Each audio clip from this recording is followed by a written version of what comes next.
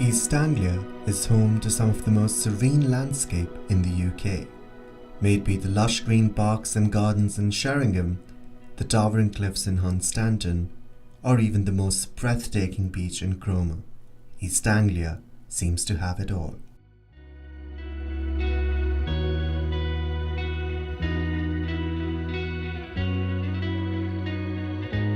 I am Saad Suhail, and together we shall now take a journey in the midst of this beautiful landscape to the creative minds of writers. East Anglia is home to some of the most famous literary minds of our generation. We seek to explore how these open spaces facilitate their creative process. Foreign students in Norwich give a much needed perspective on this. I think Norwich is an amazing place where you can find very serene natural landscape. In my hometown, can you just imagine, like in China, my home city, it's has a population about 8 million people, and that's only the middle-sized city. And yeah, even though we have lots of space, we also have lots of people. And most of the time we're not quiet, we're not very peaceful. So I think, the open spaces, the natural and parks, the landscape here really helps me to quiet down and concentrate on my writing.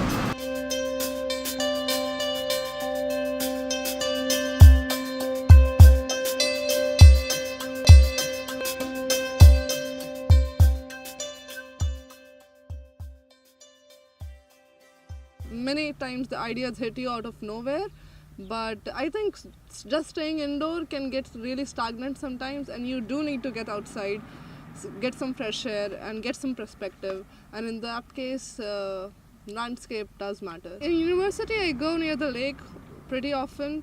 My favorite place to write is sitting outside, sipping a coffee, and then just watching people and then writing there.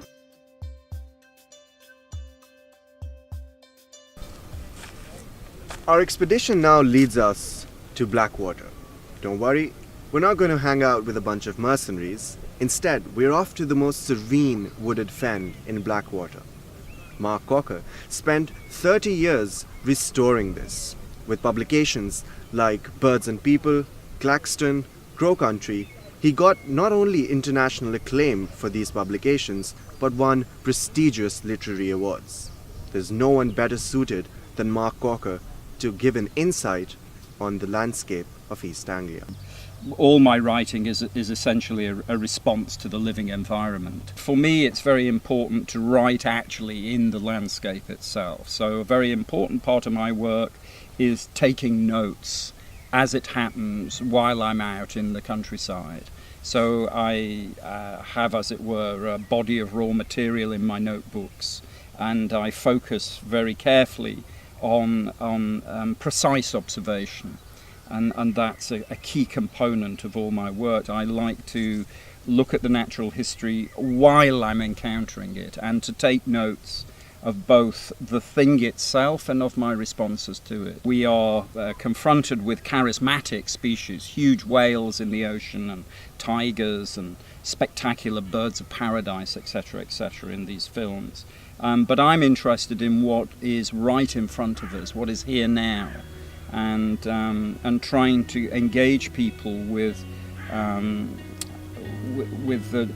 the extraordinary that is under their very noses. I mean, you know, life is this 15-mile veneer on the surface of this planet. So far in the last 4,000 years, despite our searches throughout the galaxies for other forms of life, we haven't found anywhere like this. This is the most extraordinary planet in all the galaxies.